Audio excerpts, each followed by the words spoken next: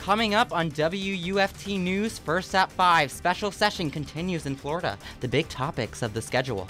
Plus, you got to speak from the heart. It's not about reading off a teleprompter. The third GOP debate takes place tonight. What to expect on the big stage in Miami. And a Holocaust survivor meets with North Central Florida students. We just never talked about it. Her message to students, first at 5, starts right now. First at 5, from the University of Florida's College of Journalism and Communications, you're watching WUFT News. The Florida House voted unanimously to provide funding to Jewish schools during Florida's special session. I'm Bailey Korinek. And I'm Jared Teitel. Thanks for joining us. WUFT's Caitlin Schiffer is live in the studio. Caitlin, this all comes as conflicts between Israel and Hamas rages on overseas. In the last month, anti-Semitism has been on an extreme rise after the raging Israel-Hamas war. In order to provide safety to Jewish students, the Florida Senate will vote today on a bill to strengthen security at Jewish schools. The Florida House of Representatives voted in favor of passing a $45 million bill to strengthen security for Jewish schools. According to the Anti-Defamation League, there were a recorded of 312 anti-Semitic incidents between October 7th and October 23rd. After this alarming increase, lawmakers such as Representative Randy Fine have been pushing for legislative efforts to combat the fear of many Jewish communities. It's unfortunate that we have to have a bill like this. I mean, keep in mind, we're going to allocate $45 million. That's not going to help a single kid learn how to read or do math or learn history. It's going to be to keep children safe. Senate Bill 6C would directly afford $45 million to Jewish schools and other facilities. $15 million will be used to harden security measures such as bulletproof glass, security guards, and barriers.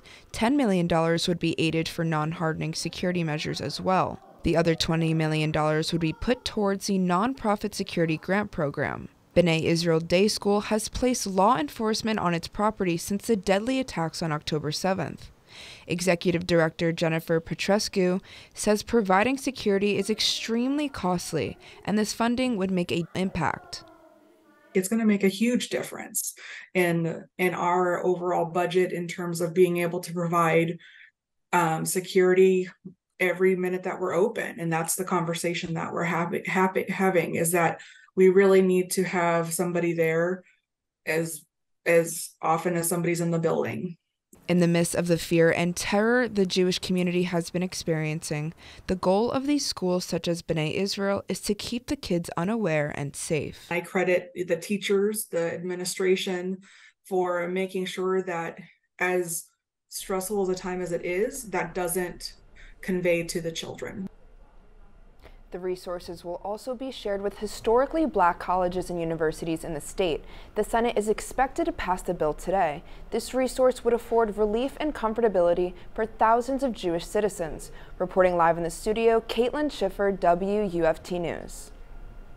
The Florida Senate unanimously passed a bill today that will provide additional relief for communities that were impacted by Hurricane Idalia. WUFT's Charlize Ramos is live in the studio with how the money will be allocated to those in need.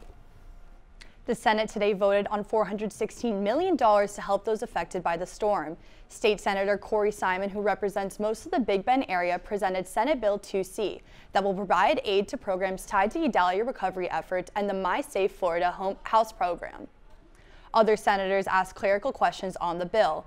Some of the $416 million will be broken down as followed. $75 million will provide low interest or interest-free loans to agriculture and aquaculture producers. $50 million for hurricane repair in counties that receive federal emergency management disaster designations. The proposal also includes $176.17 million in grants in the My Safe Florida Home program. This assists homeowners in paying for upgrades to protect them from hurricanes. Hurricane Idalia badly damaged the Big Bend area when it made landfall as a Category 3 storm in late August. The storm caused hundreds of millions of dollars in damages to agricultural industry. They don't ask, they just go to work. But in times of need, I'm glad that this body sees them and the value that they provide for our great state. The bill is expected to make a huge difference in fiscally constrained rural counties. The bill passed in the Senate 39-0. The hurricane relief bill will go to Governor Ron DeSantis for his signature. Live in the studio, Charlize Ramos, WUFT News. Election day wraps up across the country with a number of historic results. Voters made their way to the polls Tuesday, casting ballots for today's most debated issues. Rights to abortion were reinstated into Ohio's state constitution. Meanwhile, Virginia Democrats won back control of the state Senate. Kentucky Governor Andy Beshear beat out his Republican opponent Daniel Cameron with 52.5% of the vote. These results mark big wins for abortion advocates since the Supreme Court's overturn of Roe v. Wade. And as election results are certified across the country, 5 Republican presidential hopefuls will go head-to-head tonight in their quest to make the 2024 presidential ballot. They'll take the stage in Miami for the 3rd GOP debate to spar over issues ranging from the economy to the Israel-Hamas war. Former U.S. Ambassador Nikki Haley, former New Jersey Governor Chris Christie, U.S. Senator Tim Scott, and businessman Vivek Ramaswamy are the candidates who qualified for the 3rd debate, plus Florida's own Governor Ron DeSantis. We are the freest state in all of these United States, the free state of Florida. The war on Israel and Ukraine, the economy, and other hot-button issues are expected to be on the table. Former President Trump will be absent from the crew. The whole thing is a lie. The whole election was a lie. He says he will not attend any GOP primary debates. Instead, he's opting to hold a rally nearby at the same time. Candidates are looking for a breakout moment with the Iowa caucuses just about 2 months away. Iowa Governor Kim Reynolds endorsed DeSantis Monday, while Nikki Haley has closed the distance in the polls and drawn it even with DeSantis in Iowa. Record-breaking temperatures may be heating up the week. WUFT's Derrah joins us now with how long this heat wave could last. Jared, right now things are feeling nice, but tomorrow we're looking at temperatures just 4 degrees away from that record high. We're seeing a few more clouds in the sky this evening, and it's feeling pretty comfortable with those winds from the southwest at around 5 miles per hour. High pressure overhead causing a couple more clouds to stream in, but otherwise we're looking at mostly clear conditions overnight. Temperatures right now at 81 in Gainesville, 81 in Palatka, 77 in St. Augustine, and 79 in Bronson. Now, because those skies are going to be clear overnight, that's going to allow those temperatures to drop. We won't be as cool as we were yesterday. Temperatures generally in the low 50s and mostly clear skies overnight tonight, but we'll talk about that record-breaking heat when I see you in just a couple of minutes. Deputies are once again asking for the community's help finding a young woman who disappeared in Marion County. Sarah Gail Ebersole was reported missing March 8th by her roommate and last seen March 3rd at a house in Reddick. MCSO posted on their Facebook page yesterday saying people close to her say it would not be unusual for her to leave town for weeks at a time. MCSO's PIO says while there is a lot of speculation about the case, detectives are investigating every lead they receive. The detectives will continue investigating leads and continue moving forward. And then as leads maybe dry up or not much comes in, another push is made to see if we can reignite the flame. Here's what we know so far. On March 2nd, Ebersole was seen near a Circle K on U.S. Route 441, where Strong said she left in a black pickup truck with 2 men. It is unclear whether Robinson owned the truck. Ebersole was last seen wearing a tan shirt with sequins or a black faded hoodie with a logo of a hockey goalie and the words Goalie Academy on the front when she disappeared. Anyone with any information regarding Ebersole's disappearance or location is encouraged to report it to the Marion County Sheriff's Office. Live in studio, Kennedy Mason, WUFT News.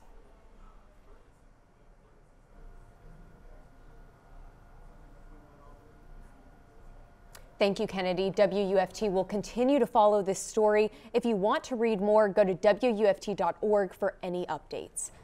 Coming up on WUFT News, Veterans Day is just days away. What local governments are doing to honor those who served. Plus, dogs stranded in a burning home. How investigators say the fire started. All that and more when First at 5 returns. You're watching WUFT-TV News.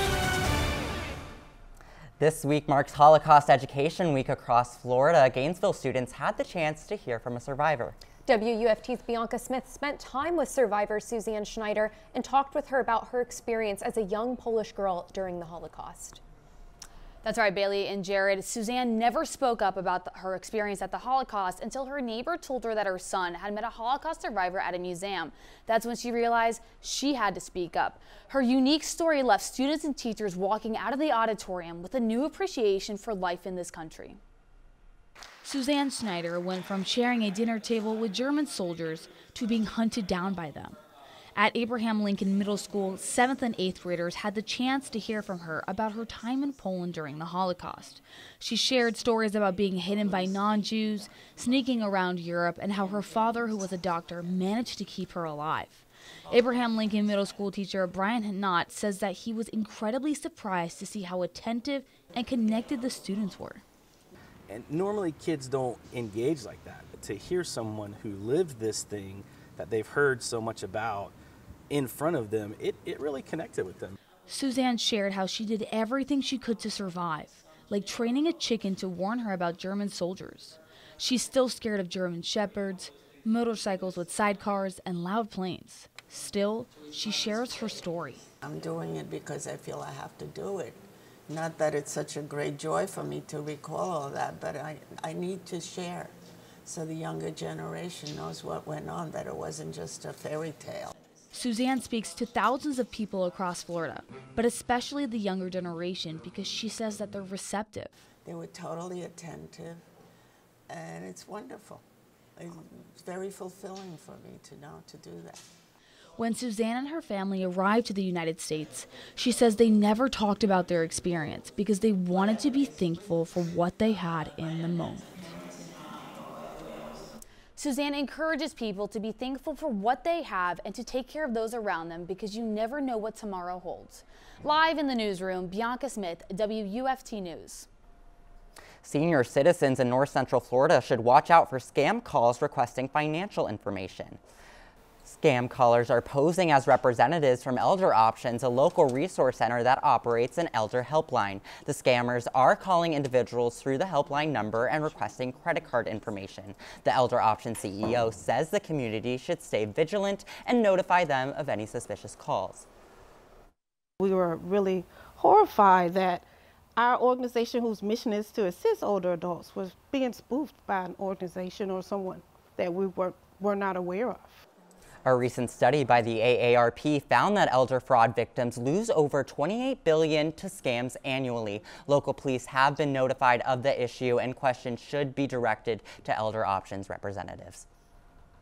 4 dogs and a ferret are in stable condition after a house fire in Crystal River. Authorities say the owner of the house was burning debris in the backyard and left it unattended. Citrus County Fire Rescue and Animal Control had to perform CPR on 2 Great Danes. Authorities say they had to remove cages with animals inside them just to get in the house. All the dogs will continue to be monitored at Countryside Animal Clinic. All are in stable condition, but Fire Rescue says the house is a total loss. Derrah. A cold front is moving in this weekend, and so are those rain chances. We'll have your Veterans Day forecast when First at 5 returns. You're watching WUFT-TV News. Look at this gorgeous sunset. Here's a live look in Sumter County right now. You can see that sun just barely peeking over the horizon. We're seeing that high pressure continue to steer in a few light clouds overhead, but otherwise we're looking at clear conditions overnight. High pressure is also steering those southwesterly winds at around 10 miles per hour, and that's why we're going to be seeing those warmer temperatures these next couple of days. Still feeling kind of warm right now at 80 degrees in Gainesville, 79 in Stark, 75 in St. Augustine, and 80 degrees in Ocala. Now we are going to be cooling down overnight because those mostly clear skies into the low 50s tonight. 53 will be your overnight low here in Gainesville, 60 in St. Augustine, and 51 up in Lake City. But you might want to add a little bit of extra room when you head out the door tomorrow morning. We are expecting some rather dense fog in Ocala to Palatka. So if you're headed to any of those areas, just add an extra wiggle time in your morning commute. Otherwise, we're looking at patchy fog everywhere else. Sunny skies tomorrow, so that fog will burn off, and then we'll be warming up. Temperatures tomorrow at 84, just 4 degrees away from that record high.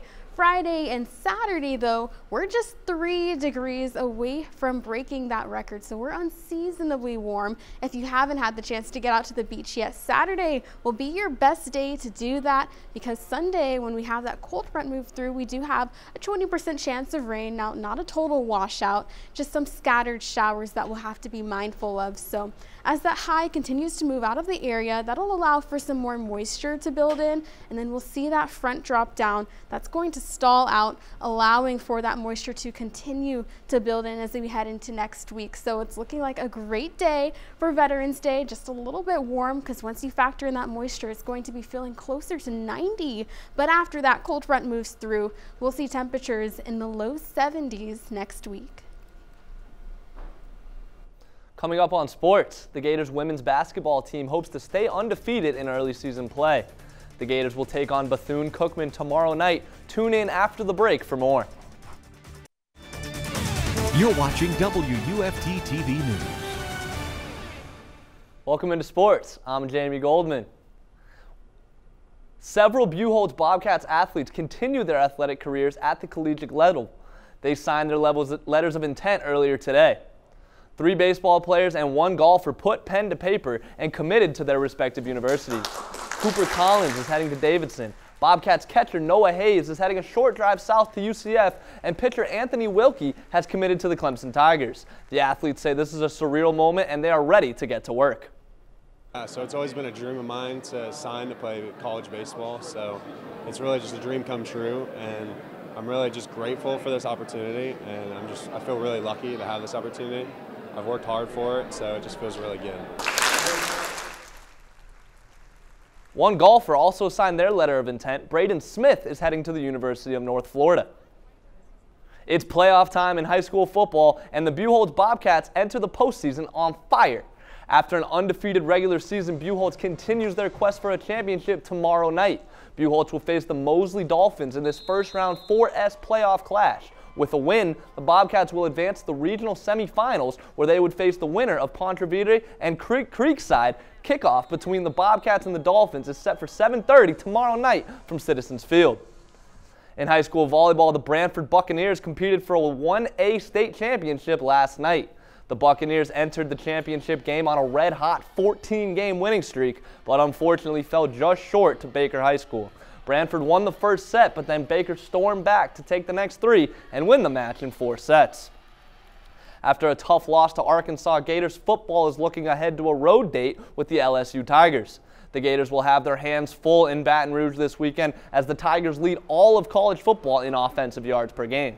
A big part of LSU's success this season has been the play of their quarterback, Jaden Daniels, who has established himself as one of the best dual-threat quarterbacks in the nation. Daniels lead all SEC quarterbacks in both passing and rushing yards so far this season. Gators head coach Billy Napier is not taking this matchup lightly. For our players, it's a challenge that you look forward to and a memory and an experience that you sign up for. And I think LSU's got a terrific football team, loaded with offensive skill.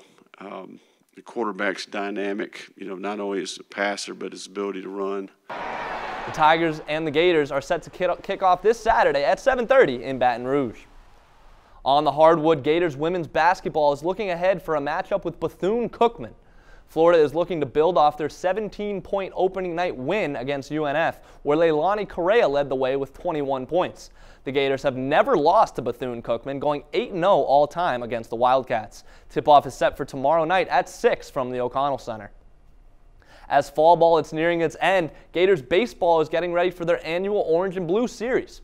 The team will split into 2 squads and match up against each other in a 3-game set. The first matchup is scheduled for tomorrow at 4, followed by 2 more games Saturday and Sunday. All scrimmages are open to the public, so fans can get a sneak peek of the team before the regular season begins.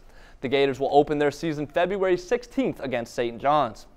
One final note before we go, the Orlando Magic will play the Atlanta Hawks in Mexico City tomorrow night as part of the NBA's International Series. I could certainly use a trip to Mexico, but the weather here kind of already feels like we're there. It does Right. feel a little bit like we're in Mexico, right? Those Not the Orlando tropical Magic. moisture, though. Yeah, those Orlando Magic can't just seem to get away. Derrah, can you give us one last look on this bizarrely hot holiday season? Right, so Saturday we're looking at temperatures in the mid-80s. Now that's just 3 degrees away from that record high. Sunday, though, a cold front comes through, increasing those rain chances to about 20%, scattered showers, and then we'll see temperatures in the 70s next week. Thanks, Derrah. BBC World News is next, and the PBS News Hour is coming up at 7. But your Florida news is always on at WUFT.org. Have a good night.